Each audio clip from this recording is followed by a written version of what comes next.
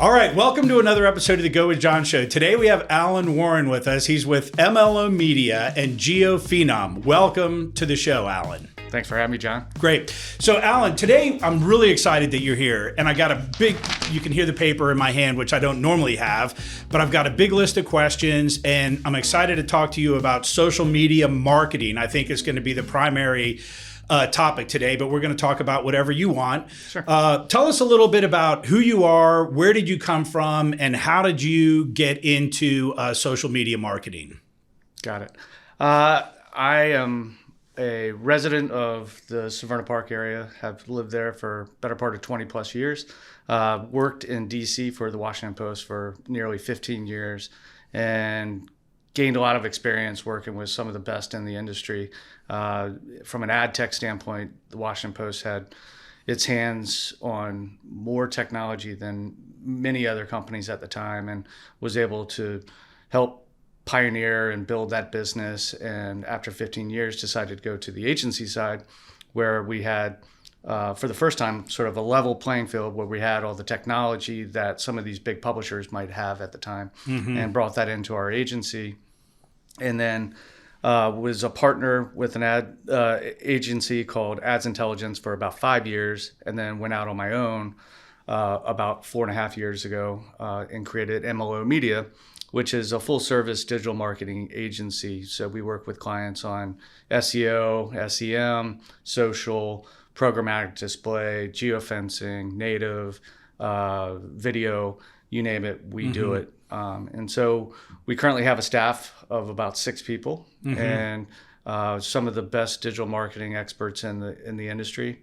And we work with a variety of clients. Other ad agencies utilize our services. We work with a lot of builders, real estate companies, automotive, retail, colleges, universities, government agencies. So we have a really diverse portfolio of clients that we work with. Outstanding. So what is your, obviously you're here to share a lot of great information with us today, and we appreciate that, but you're also would like to potentially pick up clients. So what's the ideal kind of client for your firm? So it varies. We work with a hybrid of types of clients. So whether it's a big company that's looking for brand awareness and lead generation, e-commerce is something that we've worked with a lot. I like to think that we work really closely with small to mid-sized businesses. Right. And how do you define that? It could be a retail shop that has one location. It could be a mid-sized company that has 10 to 20 locations. Gotcha. Right. Gotcha. And so we cater to those clients that have probably smaller budgets to work with, but they need to make good use of how they spend those dollars. Maximize value. Maximize your value. Yes. Great. All right. So what is so where do we even begin? Because in preparation of chatting with you today, my team and I sat down and we were coming up with, I got 2 pages of questions here. And a lot of people think social media marketing is just going on Facebook and posting some stuff and hopefully you get some leads and talking to people. So from your perspective, what is social media marketing? How would you sum it up?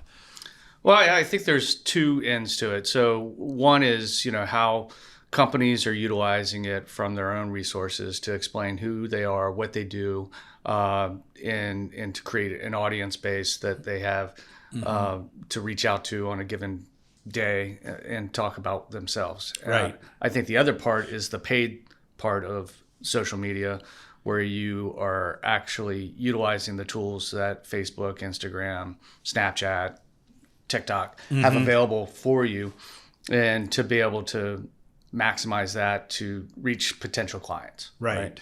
And to utilize those platforms to move the needle in terms of leads and sales or whatever the objective is. So before we start with any client, we sit down and we talk about what are the goals? What are the objectives?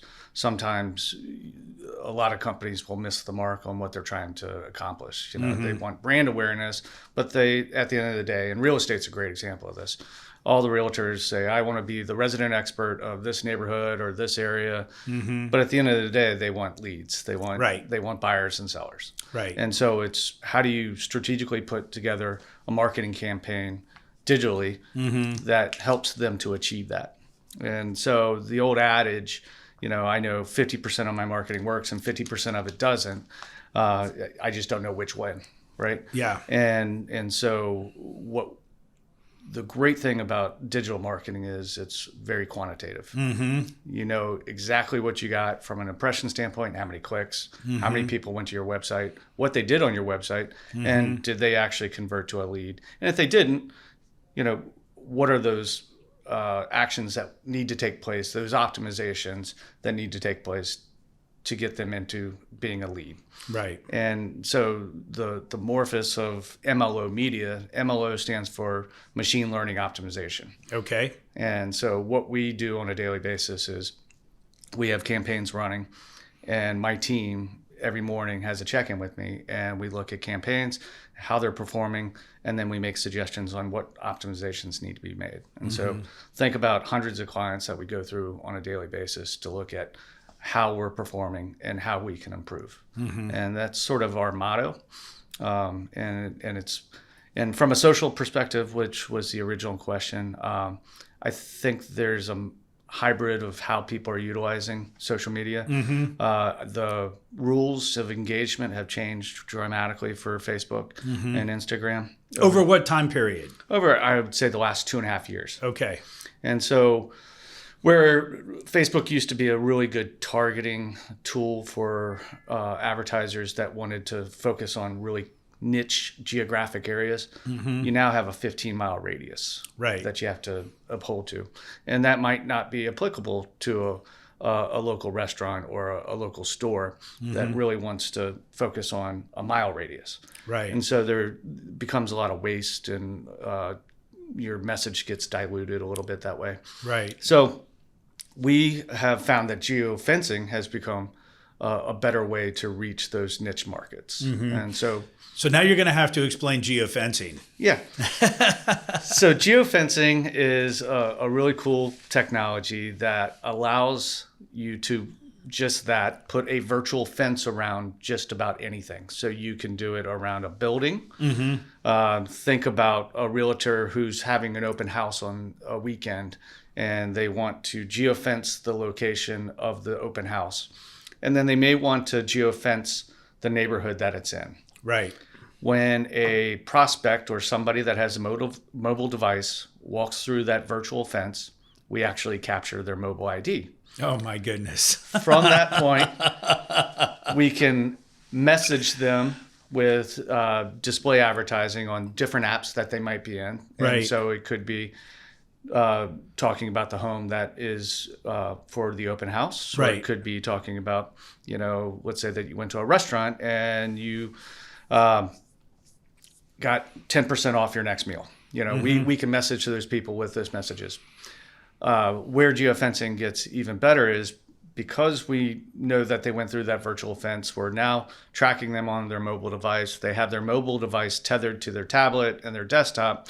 Long after they left that zone that we were virtually fencing, we're still messaging that person for the next 30 days. Wow. So think about... That's kind of scary. I mean, it's scary, but it's autonomous because we don't know their identity. We've captured the mobile ID. Sure. And we're able to message that person. So the best way I could describe what geofencing does is if you look at 1.0, which was direct mail, and I am going to put these postcards in the mail. I used to sit every night and put labels on postcards for decades of my life. Yeah. So think about how much waste is there. Yep. The cost of a piece is anywhere from 50 cents to $1. Yep. And you're sticking these in the mail with the hopes that somebody's going to look at your message. Right. We used to say we hope they glimpse at it while it's on the way to the trash. That's exactly that was our dialogue. Yep. So what geofencing allows us to do is reinforce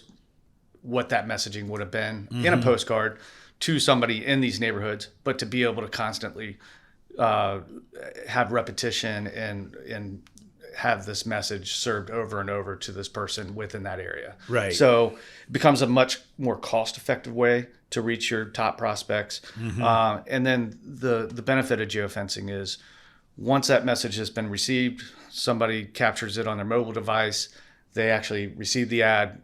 They maybe went to your website, maybe they didn't, but we can actually count when that person comes through your conversion zone, which might have been that open house or it might have been that restaurant. So we know the foot traffic that we're getting from these individuals as well. Right. That's total geek zone right there. I mean, you're in deep with the with the tracking and the technology that's available today. That's amazing. I guess tracking is not the right word. Capturing and communicating would be probably the right way to say it. Yeah, geofencing is interesting, and it sort of morphed. So we became a preferred vendor to some of the largest brokerages in the U.S. And over time, we were getting inundated with a lot of realtors asking us to come up with different strategies for their business. And about a year and a half ago, I got together with a partner of mine, silent partner, and we said, what if we built out this technology on a website where they could actually come in, they could put in the zone that they wanted to target, it would pull up that address, so we could geofence specifically that area, and then they could pick, points of interest, and it automatically would highlight those points of interest. If they wanted to upload their own addresses, they could upload their own addresses. Right. And it became a very sophisticated way for us to target individuals that were looking for a low cost but efficient and effective way to reach their top prospects. And so I got together with a geospatial engineer, and I don't even know what that means, and presented the concept to him. We were going to have him man the project and reach out to vendors that could potentially do this. And over a weekend, he came back to me and he was just like, I figured it out. Oh, that's amazing. And he put this technology together, and thus Geophenom was born. And over the last year and a half, we've been fine-tuning the website. So you can actually go into the website. You can pick the zones that you want to target. There's an ad creator right there, so you can build your own ad, or you can import your own ad. And then you select a couple different packages that you might want, or you can reach out to us and customize it. And so we really tailored this towards small business because we feel like there's a barrier to entry in terms of financial obligation. Right. And so for as little as $95, you can run a really robust campaign each month, and you can actually see some results for what you're investing in. Wow, that's amazing. Yeah, so we look at everything in terms of return on ad spend. So ROAS is a term that we use in the industry, and my team looks at that daily to make sure that we're hitting those key marks.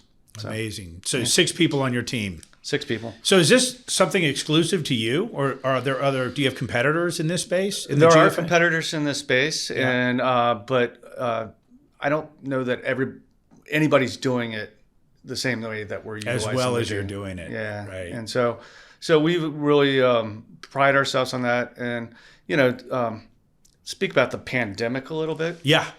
So you look at pandemics coming up, and nobody knew what was going to happen. My first thought, I'm a small business. I've been in business for about 2 years. Are people going to stop paying their bills? Are people going to stop advertising? Right. And overnight, we just got busier and busier because people still had a need to reach people, but they had to do it in a different way. Yeah. And digital marketing became a way for them to do that. Yeah. I also found that during this time frame, it was easier to attract new talent. So the idea of having somebody come to an office and working anymore wasn't necessarily the case. So I have employees that live in Alabama, Denver, Baltimore, DC. Had one employee that was a great employee, and she was like, I'm going to work in Costa Rica for the next 3 months. So the pandemic enabled us to recruit better talent And so we have some of the best digital marketing experts in the business right now. Amazing. Yeah. Amazing. So how do you handle the, I'm going to shift gears on you Sure. for a second, and then we're going to take a break, and then we'll come back, and I want to get back into the kind of the social media aspect of our conversation today. So how do you handle the remote working aspect of your business now? Because our team is, my team is about the same size as your company. We have 5 on our team, and we're in California, Richmond. And ironically, we're actually recording today in my old office at Long and Foster and McLean. And Nick, our engineer, is out in the hallway working away. And his desk used to be right here until the pandemic hit. This is where we were. And then when COVID came along, we all scattered. And we're struggling with kind of, when you're all together in a room, and you could just talk when something pops into your head, there's a totally different vibe when you're all online all the time. And you've got to say, hey, let's all get in a meeting and talk about this or that. How do you handle the remote working aspect of your business now? So to be completely honest, it was a learning curve for me because I'm used to having that environment where something pops up and you just walk out and you tap somebody on the shoulder and say, hey, we need to respond to this, or we need to do this. In my business, we started doing a morning huddle. Mm-hmm. So every morning we start off with a huddle. We talk about what the agenda is for the day, what objectives we have to accomplish for the day. Mm-hmm. And I go over my schedule and make myself available to the team however they see fit. One of the things that we really pride ourselves on at MLO Media and Geophenom is, I stole this from another company, but it applies well with any company. And we have a 1 in 24 rule. Mm-hmm. And the 1 in 24 rule means you have 1 hour to respond to an email or any phone calls that somebody had submitted. And you have 24 hours to come up with whatever that solution is for whatever the question was that they had. Mm-hmm. And we really pride ourselves on being responsive. So is that to clients or is that to internal communication? Both. Both. Okay. Yeah. So it makes sure that everybody's engaged, that they're checking in on a regular basis. The other thing that we started doing was, outside of doing huddles, we do a Thursday recap, and this is really talking about success stories. So trying to build the camaraderie within the team, things that have been troubling somebody, or maybe there's a campaign that's not performing the way that we would like, mm-hmm. getting everybody in a room or on a Teams meeting to discuss, what are the strategies that you're implementing, how can we improve on it? What are the things that you've had success with, and sharing these stories with the team. Mm-hmm. And sometimes that might involve a little wine or a beer at 4:30 in the afternoon. And so we do these virtual happy hours now. Oh, that's great, because nobody has to drive home because they're already home. Yeah, exactly. So, and I think the most difficult part for any employer or company is, how do you build that culture and camaraderie in a virtual mm-hmm. environment? Right. And so we try to at least meet on a quarterly basis and get everybody together and break bread. Yeah. But at the same time, it's a different world. And my team loves working remotely. Mm-hmm. Sometimes I think it would be beneficial to have everybody in-house, but mm-hmm. at the same time, they are much more efficient, working on their own schedules. Mm-hmm. That's good. Those are great tips, and that's great advice, and we appreciate you sharing that with us.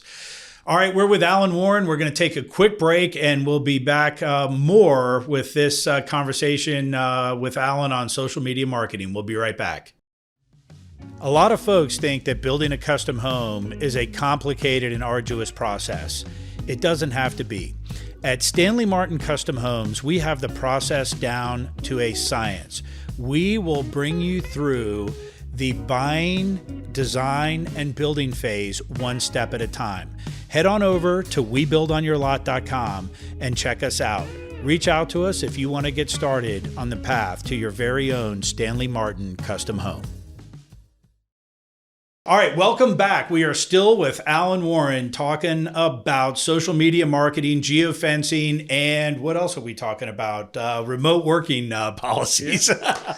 All right, so everything. Yeah, Alan. So welcome back. So during the break, you mentioned to me that everybody has the attention of a goldfish right now. So what did you mean by that? Can you talk a little bit about that? Yeah, I think people are just saturated with messaging all the time, and you have a very limited amount of time to get in front of somebody with a message and have it resonate. Right. And so, we look at it in terms of whether it's digital ad placements that we're running, video ads. You have really less than 7 seconds to capture somebody's attention. And you think about it in somebody's daily routine, they might have the TV on in the background. They're on their phone, looking at social. Right. They're very distracted. Right. And so from a messaging standpoint, there's a lot of clutter. Right. And so you really have a very limited time to capture somebody's attention, but you have to do it effectively. And that means you have to have a really strong call to action or a really strong message that you're getting in front of that person. Right. So how do you, I guess in my mind, so I have some experience in this field, where would you start? So would you start on Facebook, or let's talk about how to use Facebook, Instagram, and the various tools. How would you use these tools most effectively? Yeah, I think and everybody's seen sort of what a sales funnel looks like, right? Right. And so we hope. Yeah. And so I think there's at the top of that funnel, you have awareness, right? And then you have intent. Yep. Somebody that's intending to make a purchase or to have interest in whatever the messaging is that you're offering. And then at the end of it, you have somebody that's raising their hand and they're asking for you to call on them, or they've asked for more information. Right. And so I think that all the platforms that we utilize have their purpose. So for instance, for awareness, I think like social media and programmatic display and video, are really good at building awareness for somebody. And at the end of the day, where still reigns king is paid search.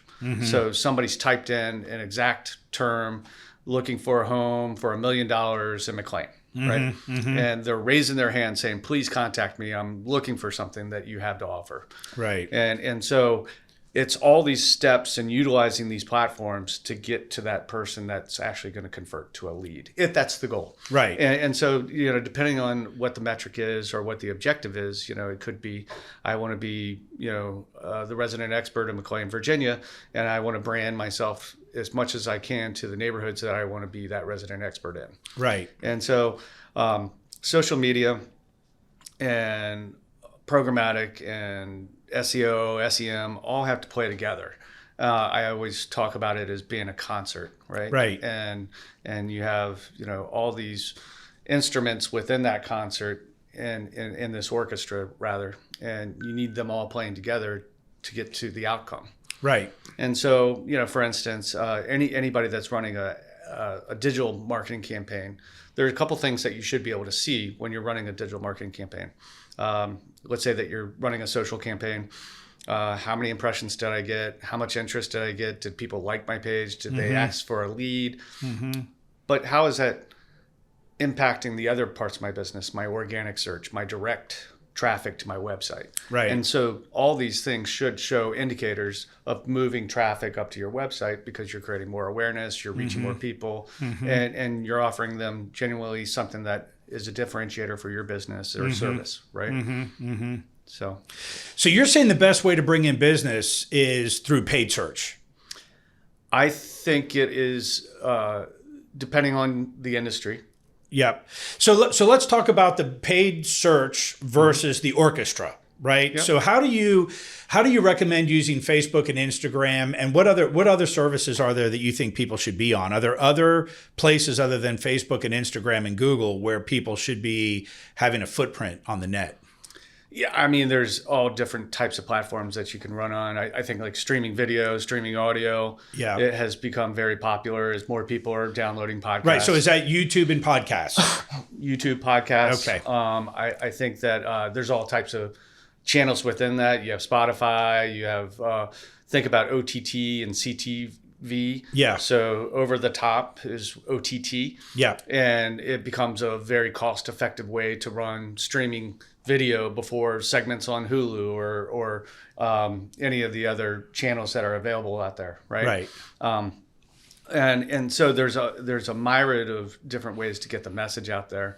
What we tend to do is cast a big web, right? So we might be doing some social, we'll be doing some OTT, CDV, programmatic display, paid search, Google Display Network. And what we're trying to look for is where are we getting the best results at the end of the day? And then what and it's going to be different for different businesses, right? Totally it's not going to be a different. one shoe fits all. Right. Yeah. And so what ends up happening is over time you start moving some of those budgets to the areas where you're getting the better results. Right. And so 1 month it might be Facebook and we're getting a ton of traction and leads from Facebook. And the next month it might be Google Display or even Google Search. Right.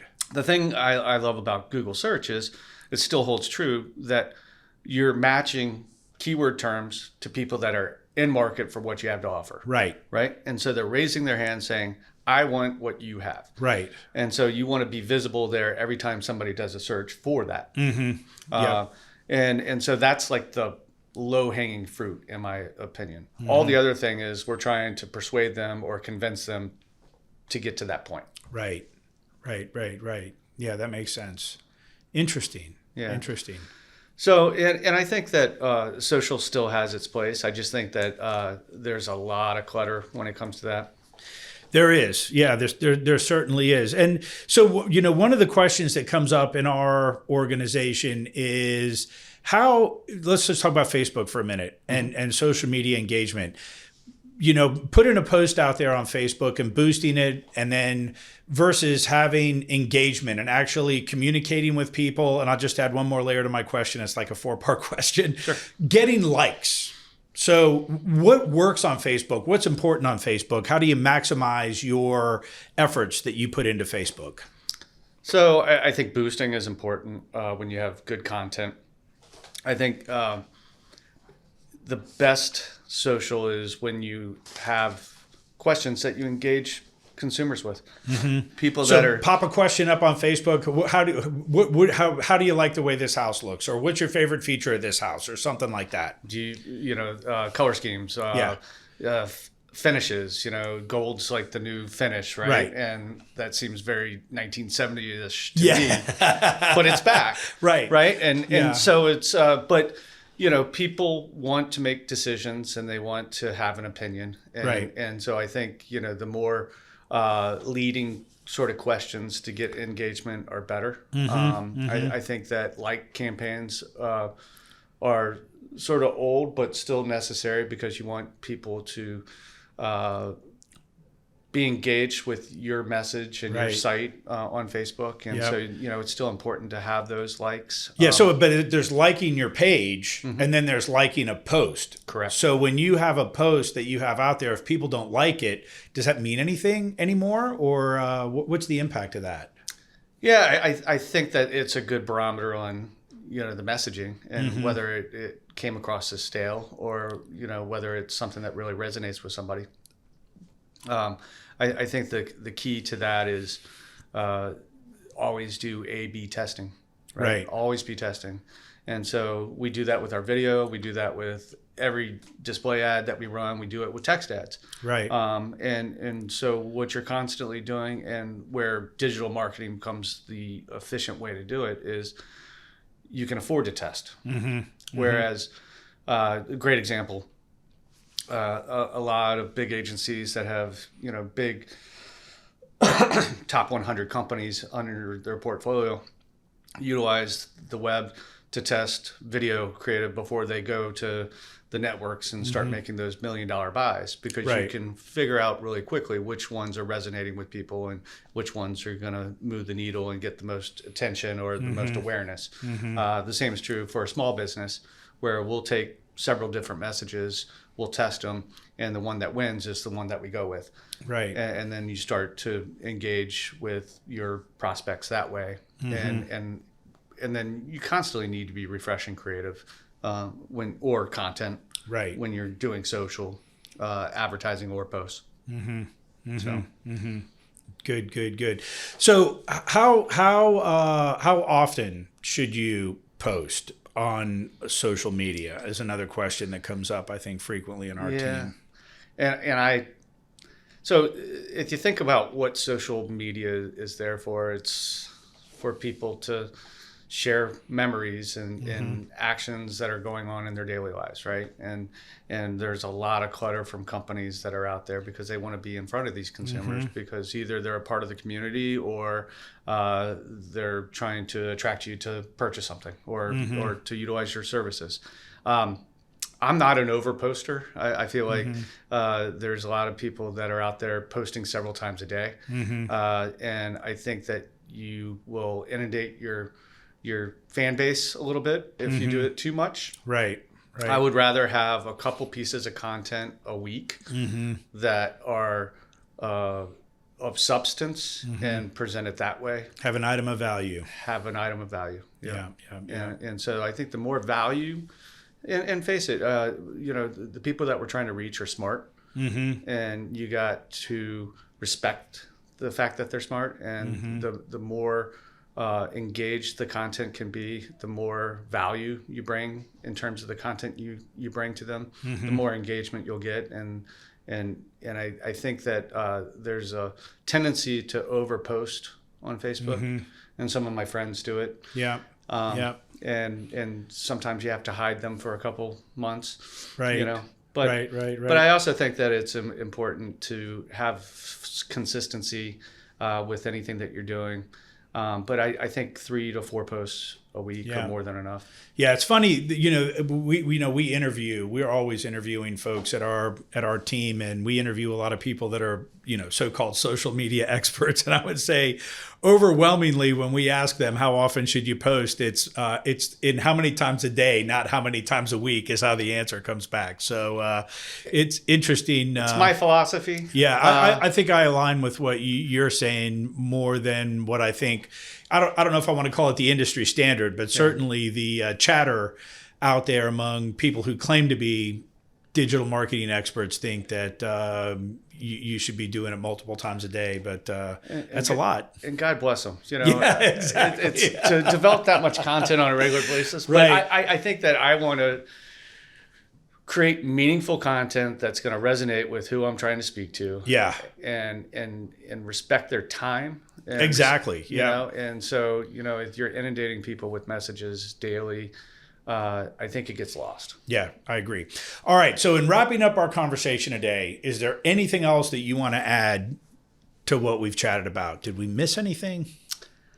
I don't think so. I think it's, the one thing that I would say about digital marketing as a whole is it constantly changes. And my team sits at the forefront and is constantly learning as we go, as things are changing. You and I talked during the break.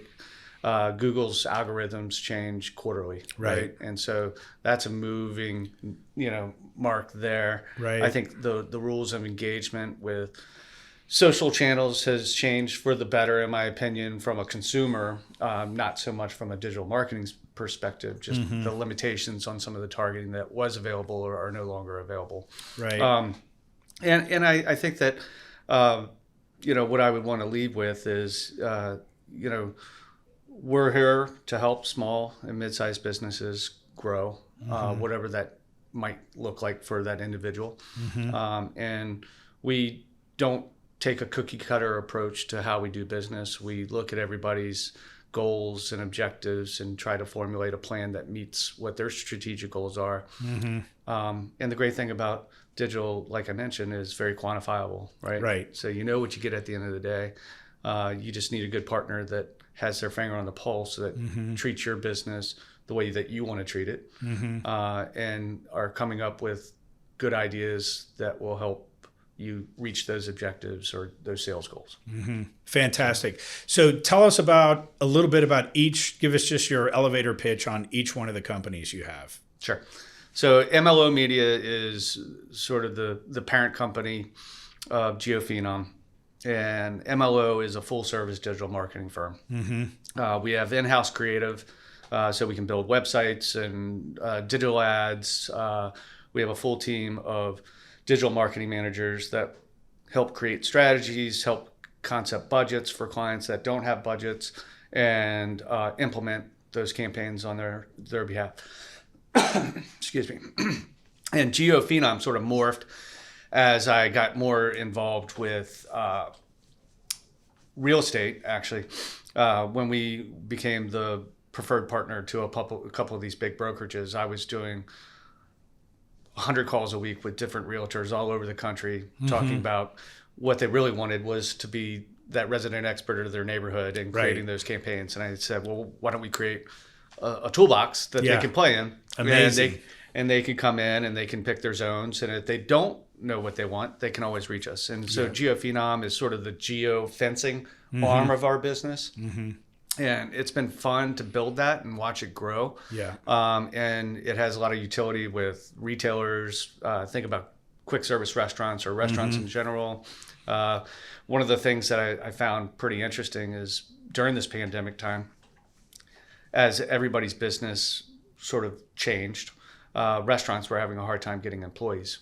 You know, more people were sitting on their couches. Everybody was having a hard time getting employees. And so it kind of switched gears from us focusing on driving that foot traffic in to purchase something, you know, whether it's a restaurant or a retailer, to how do I attract somebody that may not be in the job market but would be a good worker? And we started doing more recruitment campaigns. And we saw a dramatic increase in the volume of leads that we were getting for potential candidates. So I think it has a lot of utility. And, you know, for instance, we utilize geofencing for a lot of our car dealers. And we will geofence all the competitors in the area. And when we geofence those competitors, we are able to offer them a special offer that is only unique to the message that we have to that competitor. So that is really cool. Think about you go down the street to a Ford dealer and I'm messaging you with an additional $1,000 on your trade-in. Just bring this message in. And then I can actually count the person when they walk through the door and they purchase a car. That's amazing. So that's really cool. Yeah, it's fun. And so, you know, the one thing that I speak about our business a lot and do a lot of conversations like this, but one, we're responsive. Two, each client is important and unique. There is no small client. Three, you want a good partner that wants to be a part of your journey, right? And I think that's kind of what we do on a daily basis. And so as you grow, we grow. Right. And so we have clients that we worked with for the better part of 10 years, even, you know, during my days at the Post, they came to work with us and they continue to do so today because we provide value to what we do every day and we genuinely care about their business and want them to grow. And so would love to speak to anybody that's interested in understanding more about what we do and how we can help their business. So how do they find you? You can call me. Okay. And my phone number is 410-562-1983. And then we'll add links to your website. What is your website? Tell us what your website is. So there's MLO Media, LLC.com. Okay. And then there's Geophenom, which is GEOPHENOM.com. Great. And we're going to put links to your website from ours, and folks can find your episode on Podbean and link over, or they can find you on our website and we'll have links to your website. So Alan Warren, thank you for coming in. Fantastic conversation today. Really appreciate your time. John, I really appreciate you having me. Good deal. Go out there and build something.